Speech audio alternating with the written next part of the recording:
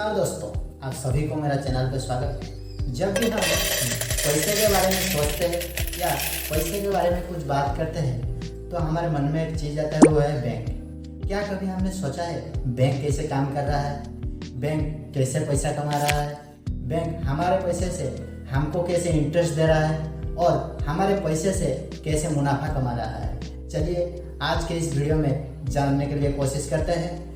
पहले जब बैंक की शुरुआत हुई थी उस वक्त आम लोग बैंक को ज़्यादा इस्तेमाल नहीं करते थे। उस वक्त राजा महाराजा की महंगाई चीज़ वहाँ पर रखा जाता था। बाद में बैंक को डिफरेंट टेक्निक्स अप्लाई करके ज़्यादा प्रॉफिटेबल बनवाया गया और ज़्यादा एक्सपांड किया गया। अब बैंक को आम आदमी से लेकर बड़ा बड़ा बिजनेसमैन तक सब यूज करते हैं और बैंक भी अपने यूजर्स को ज़्यादा से ज़्यादा सुविधा प्रदान कर रही है। जनरली बैंक्स दो प्रकार के होते हैं। पहला है इन्वेस्टमेंट बैंक, दूसरा है कॉमर्शियल बैंक। कॉमर्शियल बैंक क्या होता है, उसको आम आदमी भी यूज करते हैं, बिजनेसमैन भी यूज करते हैं। जैसे कि state bank of India, bank of India, bank of Baroda, ये सब कॉमर्शियल बैंक है। वो आम आदमी भी वहाँ पर जाते हैं, अपने पैसा जमा रखते हैं और बिजनेसमैन भी जाते हैं वहाँ पर इन्वेस्ट करने के लिए। लेकिन जो इन्वेस्टमेंट बैंक है उसको सिर्फ बड़ा बड़ा बिजनेसमैन ही यूज कर सकते हैं। कुछ ऐसे भी बैंक्स हैं जो बहुत कॉमर्शियल एंड इन्वेस्टमेंट बैंक्स होते हैं, उसको आम लोग भी यूज कर सकते हैं और बिजनेसमैन भी यूज कर सकते हैं और बड़ा बड़ा कंपनी भी उसे यूज करते हैं। जैसे कि है कि ICICI बैंक, वो है बहुत investment and commercial banks. Bharat में जितने भी सारी बैंक्स होते हैं उन सबको रिजर्व बैंक ऑफ इंडिया यानी RBI कंट्रोल करता है। मान लो कि RBI सारी बैंकों का बॉस होता है, वो सारी बैंकों के लिए एक कॉमन गाइडलाइन प्रिपेयर करता है, उन गाइडलाइन को सारी बैंक फॉलो करते हैं। ऐसे ही भारत में सभी बैंक रन करता है। मार्केट में जितना ज़्यादा कैश यानी लिक्विड फंड अवेलेबल रहेगा, मार्केट में महंगाई उतना ज़्यादा बढ़ती जाएगी। इसीलिए ज़्यादातर लोग कैश को लेकर बैंक में जमा करते हैं, ज़रूरतमंद पड़ने पर बैंक से निकाल कर उसे इस्तेमाल करते हैं। इससे मार्केट में महंगाई कंट्रोल में रहती है। मार्केट में महंगाई को कंट्रोल में करने के लिए RBI सारे बैंकों को कंट्रोल करती है, जैसे कि मार्केट में महंगाई ज़्यादा ना हो, वो कंट्रोल में आ सके। मेरा एक सवाल था, बैंक कैसे पैसा इनकम कर रहा है। चलिए समझने की कोशिश करते हैं। बैंक अपनी पैसा मेनली सोर्स इनकम करता है difference in the interest rate. What is the difference in the interest rate, चलिए समझने की कोशिश करते हैं। Difference in the interest rate is bank हमें कितना इंटरेस्ट दे रहा है और हमसे कितना इंटरेस्ट ले रहा है। अगर हम बैंक में पैसा जमा करते हैं तो बैंक हमें कुछ इंटरेस्ट दे रहा है, वो लगभग आजकल 4% चल रहा है। मैं एक जनरल सेविंग्स बैंक अकाउंट की बात कर रहा हूँ, उसमें आजकल 4% ही इंटरेस्ट चल रहा है। अगर आप 100 रुपये बैंक में जमा करोगे 1 साल के लिए तो 1 साल के बाद बैंक आपको 104 रुपीज़ ही देगा, उससे ज़्यादा नहीं देगा। लेकिन बैंक हमें जो पैसा प्रोवाइड करता है लोन के जरिए, जैसे कि समझ लो कार लोन हुआ या हाउस लोन, बिजनेस लोन, जो भी लोन हमें देता है तो हमसे ज़्यादा इंटरेस्ट चार्ज करता है। जैसे कि 8% चार्ज कर रहा है, अभी 8% ही चल रहा है, उससे ज़्यादा भी बढ़ सकता है। किसी बैंक में ज़्यादा ही लोन इंटरेस्ट चार्ज कर रहे हैं। तो this is the difference in the interest rate, जो इंटरेस्ट वो हमें दे रहा है और हमसे ले रहा है। इससे बैंक की मेन कमाई हो जाती है। और भी दूसरा इनकम है, और एक इनकम है fee based income. What is fee based income, difference की फीस हमारे ऊपर चार्ज करता है। आप तो जानते होंगे SMS charge, minimum maintenance balance charge, overdraft charge, minimum balance charge, ये सब डिफरेंट चार्जेस। और वो जो इशुएंस करता है डिफरेंट टाइप्स का, डेबिट कार्ड, क्रेडिट कार्ड, इसलिए इशुएंस फी भी लागू करता है। और ATM से हम पैसा विड्रॉ करते हैं तो उससे भी चार्ज करता है। ये सब फी बेस्ड इनकम में जाता है। डिफरेंट टाइप का फीस हमारे ऊपर चार्ज कर रहा है और हमसे वो इनकम करता जा रहा है। वो हुआ बैंक का मेन सोर्स ऑफ इनकम। अगर बैंक को कभी पैसे की ज़रूरत होती है तो वो RBI से बोरो कर सकता है। वो 3 प्रकार के होते हैं, एक है रिपो रेट, दूसरा है मार्जिनल स्टैंडिंग फैसिलिटी यानी MSF और तीसरा है बैंक रेट।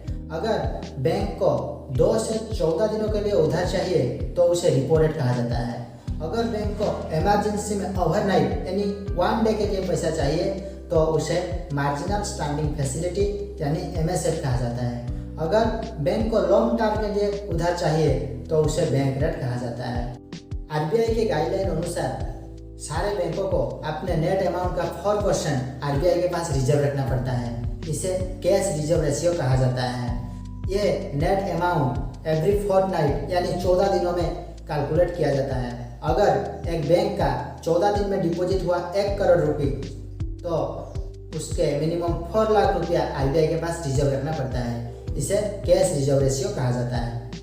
वैसे भी एक है SLR means statutory liquidity fund. What is statutory liquidity fund? SLR के चलते सारे बैंकों को एक मिनिमम परसेंटेज ऑफ अमाउंट अपने खुद के पास लिक्विड फंड्स या फिर गवर्नमेंट बॉन्ड्स या फिर गोल्ड के रूप में रिजर्व रखना पड़ता है किसी कस्टमर को लोन देने से पहले या कुछ क्रेडिट ऑफर अप्लाई करने से पहले। Currently it is 18%। मान लो कि बैंक को लगता है कि आगे वाले टाइम पर उसका कुछ लॉस होने वाला है तो अभी से बैंक उसका प्रोविजन यानी कुछ व्यवस्था कर लेती है। तो चलिए पहले देखते हैं कि बैंक को कैसे लगता है कि आगे वाले टाइम पर उसका कुछ लॉस होने वाला है। इसको अच्छी तरह से समझने के लिए हम गौतम अदानी का एग्जाम्पल ले सकते हैं। हाल ही में गौतम अदानी इंडिया के रिचेस्ट पर्सन मुकेश अंबानी को पीछे छोड़कर दुनिया के तीसरे और इंडिया के सबसे रिचेस्ट पर्सन बन गए हैं। फैक्ट यह होता है कि आज के दिन दुनिया में जितने भी सारे बिलियनरीज है असल में उनके पास इतना पैसा नहीं है कि वो चाहे तो उसे खर्चा कर सकते हैं। एक्चुअली वो जो एसेट ऑन करते हैं उसके चलते उनका नेट वर्थ कैलकुलेट किया जाता है। मोस्ट ऑफ द केसेस उनके कंपनी का ओनरशिप का लेकर उसको कैलकुलेट किया जाता है। आज अगर अदानी जी कोई नया बिजनेस स्टार्ट करना चाहेंगे तो वो 20 करोड़ पर स्टार्ट करना चाहेंगे जिसके लिए 20,000 करोड़ या 30,000 करोड़ की ज़रूरत हो सकती है। जैसे मैंने पहले बोला कि उनके पास तो इतना पैसा नहीं है तो वो खर्चा कर सके तो वो कैसे करेंगे। इसके लिए वो बैंक के पास जाएंगे लोन के लिए। तो यह मान लो कि बैंक ने अदानी जी को लोन दे दिया 10% इंटरेस्ट में 1 साल के लिए। तो अदानी जी ने 1 जनवरी 2022 में ये लोन को 1 साल के बाद यानी 1 जनवरी 2023 में उनको लौटाना होगा 10% इंटरेस्ट के साथ। मान लो कि अदानी जी के बिजनेस में एक बड़ा लॉस हो जाता है और उनके पास पैसा नहीं है कि वो बैंक को रिटर्न कर सकते हैं। अगर अदानी जी 90 डेज के अंदर यह अमाउंट बैंक को रिटर्न नहीं करते हैं तो वो NPA कैटेगरी में चला जाएगा। तो अगर वो 12 महीने के अंदर रीपे नहीं कर पाते तो वो बैंक के सबस्टैंडर्ड NPA कैटेगरी में चला जाएगा। अगर ये पीरियड 12 महीने से ज़्यादा बन जाएगा तो यह डबल फुल NPA कैटेगरी में चला जाएगा। अब तक सिर्फ एज्यूम किया जा सकता है कि इतना लॉस हो सकती है लेकिन लॉस होने का चांसेस बहुत कम है। जब बैंक को एक्चुअल में लगेगा कि लॉस हो गया है, अभी अदानी जी हमारे पैसा रिटर्न नहीं कर सकते तो बैंक के खाता में लिख दिया जाएगा कि इतना पैसा लॉस हो गया, जैसे कि हमने विजय माल्या के केस में देखने को मिला था।